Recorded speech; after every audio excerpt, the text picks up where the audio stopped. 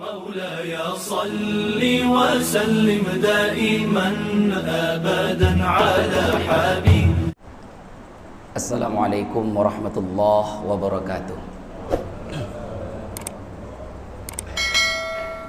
Alhamdulillahilladzi an'ama alaina bi ni'matil iman wal islam, alladzi arsala rasulahu bil huda wa dinil haq liyudhhirahu 'ala dini kullihi wa kafa billahi shahida. Asyhadu an la ilaha illallah wahdahu la syarika lah, wa asyhadu anna Muhammadan 'abduhu wa rasuluhu la nabiyya ba'dah.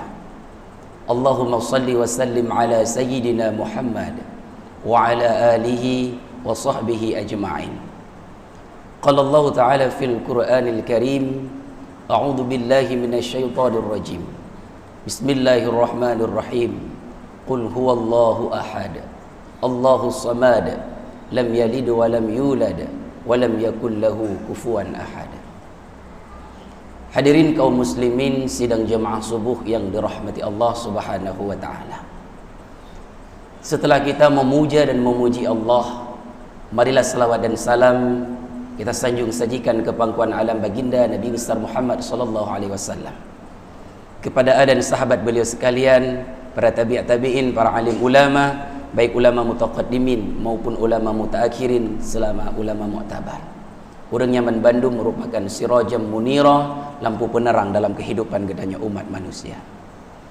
Takzim dan keikraman ulun tuan kepada seluruh alim ulama, gore-gore ulun tuan yang katruh rumah Allah yang sangat mulianya, kepada khatib masjid, imam masjid, pengurus masjid, kepada urang-urang syik kamu, tuha pakat, tuha adat, tokoh masyarakat, tokoh agama, kepada ketua tim Safari Subuh Ahad Mubarakah, dan kepada seluruh kaum muslimin dan kaum muslimat sidang jamaah subuh yang dirahmati Allah Subhanahu wa taala. Hadirin yang dirahmati Allah, hidup adalah dimensi ruang dan waktu untuk melakukan proses pendidikan dan pembelajaran bagi setiap insan yang beriman. Di dalamnya Allah memberikan sedemikian banyak waktu dan luang kepada manusia agar bisa berbuat menjadi lebih baik daripada sebelum kehidupannya. Maka semua perubahan yang ada dalam diri manusia, hadirin yang dirahmati Allah, ada di dalam pribadi kita. Sebuah telur apabila kita pecahkan dari luar, maka akan berakhir kehidupan telur tersebut. Namun jikalau sebuah telur itu pecahnya dari dalam, maka dia akan melahirkan sebuah kehidupan yang baru. Artinya hadirin yang dirahmati Allah, kehidupan yang baru, kesuksesan yang ada terdapat dalam lubuk hati kita umat manusia. Allah menciptakan gedanya umat manusia adalah semata-mata untuk beribadah kepadanya. Allah menciptakan kita umat manusia adalah selalu untuk memperhambakan diri kepadanya. Wa ma khalaqtul jinna wal insa illa liya'budun. Dan tidak kami ciptakan jin dan manusia, kata Allah. Tidak aku ciptakan jin dan manusia kecuali untuk beribadah kepadaku, kecuali untuk menyembah kepadaku.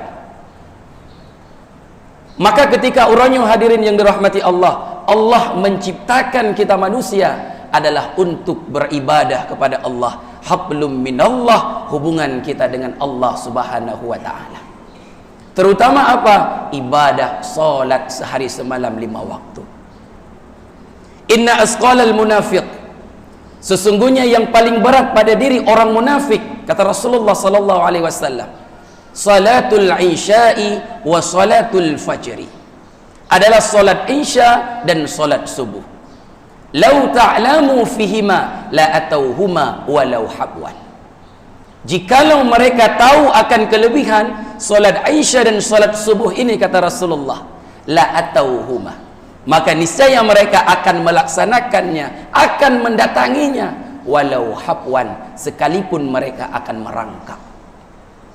Maka hadirin yang dirahmati Allah, ibadah sembahyang adalah cerminan hudib gedanya manusia. Ibadah sembahyang adalah cerminan keperilaku gedanya umat manusia.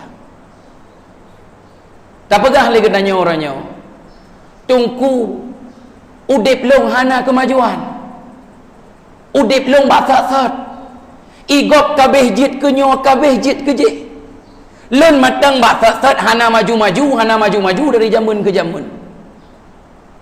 Kiban cara katanya na kemajuan, sedangkan sembahyang katanya hantom pernah tak maju bak saf paling ke.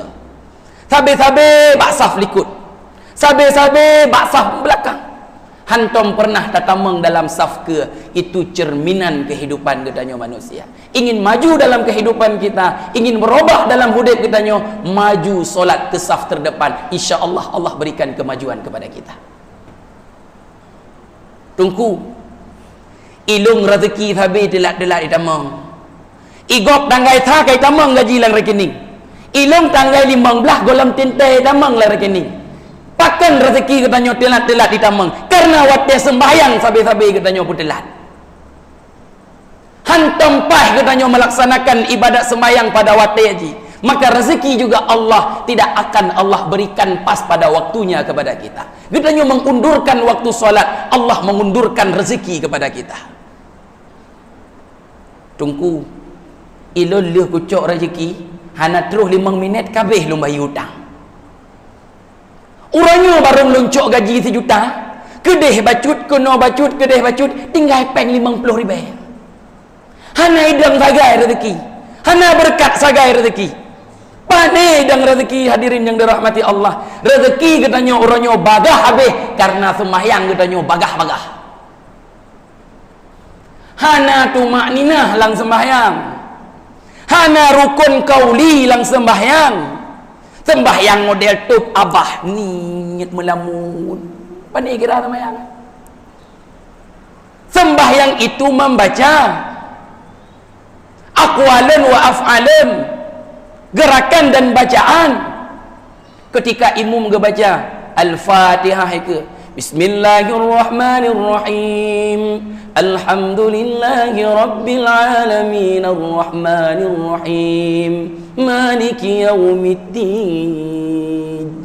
Hasil dengan tup abah dah. Tup abah. Tanya ngelurang, hana Mehmet abah gua dengku menang kemayang. Nak baca latih. Latih kan dah baca, tapi tak niat. Yang bacangan abah hadirin yang dirahmati Allah.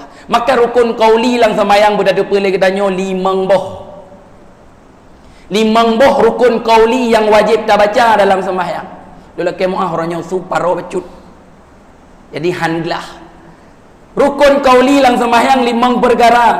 Yang pertama yang wajib tak ucapkan dengan lidah ketika tak sembahyang, takbiratul ihram. Allahu akbar. Wajib talafai dengan babah. Hana wajib, hana hanjit, hanya sekedar tagrak jaro mentang. Ketika imam mukun Allahu akbar, tagrak jaro mentang katanya hana dakun Allahu akbar. Wajib talafai lagi katanya Allahu akbar. Yang kedua, rukun qauli dalam sembahyang, membaca Al-Fatihah. Wajib ketika imam melihgekeun amin. Lihgekeun imam geseut amin, tak seut amin lagi tanya, gebi wate le imam padum-padum detik untuk tak baca Al-Fatihah lagi tanya. Wajib tak mek abah, wajib katanya takkeun dengan babah. Hana memada takkeun dengan hati tok hadirin yang dirahmati Allah. Maka kebanyakan katanya hana takkeun Fatihah.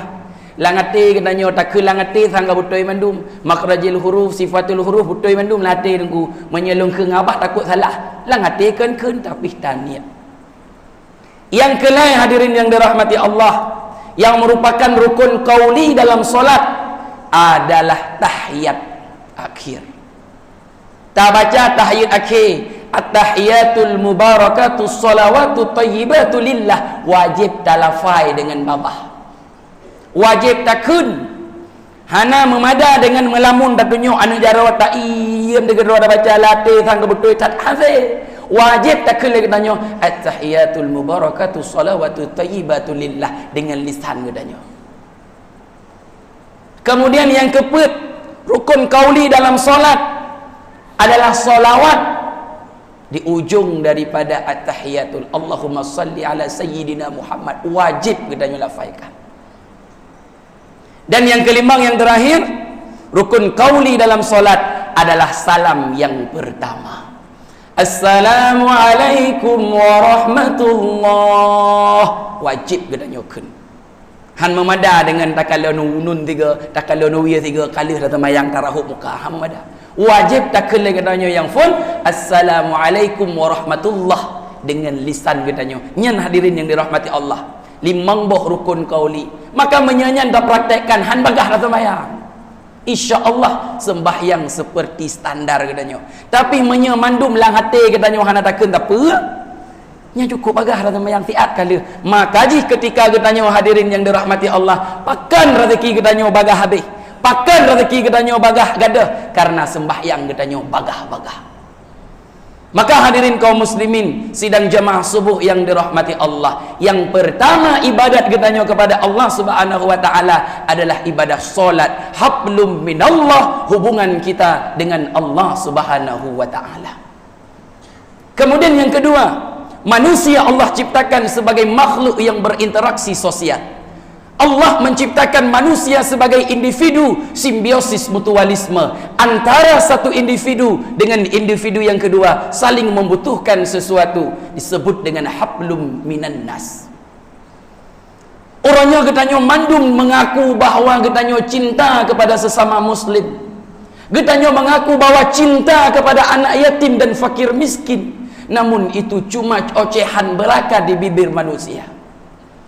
Ketika orangnya katanya memiliki harkat pangkat jabatan yang tinggi, orangnya rumah katanya menjulang ke langit bertingkat, harta katanya orangnya menumpuk, jabatan kita hari ini meningkat lain sebagainya, kita membusungkan dada di depan fakir miskin dan anak yatim. Aku sombong dah kepada anak yatim, tapi angkuh dah kepada fakir miskin, seolah-olah akulah orang hebat, sedangkan mereka tidak ada apa-apanya dibandingkan denganku. Ingat, kita termasuk orang-orang yang mendustakan agama Allah. Ara'aita alladhi yukadzibu biddin, tahukah kamu orang-orang yang mendustakan agama Allah? Fadzalika alladhi yad'ul yatim, itulah orang-orang yang selalu menghardik anak-anak yatim. Wala yahuddu ala ta'amil miskin, dan mereka tidak pernah memberi makan kepada fakir-fakir miskin. Tak pegah orangnya len cinta kepada anak yatim, len sayang kepada fakir miskin. Al-Islamu kasajadil wahid, Islam bagaikan tubuh yang satu, tapi katanya berlaga-laga dengan harta kekayaan tanya. Tak pakai baju yang mewah-mewah, kendaraan haya-haya, tapi anak yatim jangankan dipakai kendaraan mewah, jangankan dipakai pakaian haya-haya, mekebu bengah sabah mungkuh hana mepat baju, mekebu cok orang hana mepat cok. Tetapi kita masih mengandalkan kesombongan di atas penderitaan anak yatim dan fakir miskin.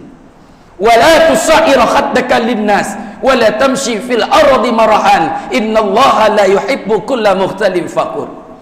Dan janganlah kalian berjalan di atas muka bumi Allah dalam keadaan sombong. Innallaha la yuhibbu kulla mukhtalin fakur. Sesungguhnya Allah tidak menyukai orang-orang yang sombong dan orang-orang yang membanggakan diri. Inilah hablum minan nas, hubungan kitanya dengan sesama manusia. Hablum minallah, hubungan vertikal kita dengan Allah. Hablum minan nas, hubungan horizontal kita dengan sesama manusia. Di mana letaknya? Jawabannya adalah hati. Hatinya ibarat seorang raja. Apabila seorang raja itu adalah raja yang adil, maka semua rakyatnya juga ikut adil sebagaimana adilnya seorang raja. Namun jikalau seorang raja adalah raja yang zalim, maka semua rakyatnya juga ikut zalim sebagaimana zalimnya seorang raja. Hati manusia seperti raja. Para ulama mentafsirkan hati manusia ke dalam 3 golongan. Yang pertama, hati manusia kainain maksurin yang qalibalah. Dalam kitab Al-Majlisus Saniyah Syarah Matan Arba'in dijelaskan, hati manusia yang pertama bagaikan bejana yang sudah Allah balikkan, yang sudah bolong-bolong di belakangnya. Lagi galon aqua yang kada balik oleh Ayub tunggu. Galon aqua abah Ayub, punggung galon wadah. Bak punggung ke biru uruhum ule yang balik Ayub. Hai tamang kebajikan, la yadkhulul khair bisyai. Hana itamang kebajikan membacupih ke dalam galon aqua yang membalik ule uyup. Sengkira membalik ule uyup itamang kebajikan, maka kebajikan kabeh ruyup karena abah galon aqua uyup. Inilah hati orang-orang kafir yang tidak akan masuk kebajikan ke dalam hati mereka. Khatamallahu ala qulubihim. Allah sudah mengunci mati hati orang-orang kafir. Wa ala sam'ihim wa ala absarihim. Kemudian penglihatan dan pendengaran orang-orang kafir, insyaallah sudah Allah tutupkan. Walahum adzabun azim, dan sabit bagi orang kafir itu adab yang begitu besar yang Allah berikan kepada mereka.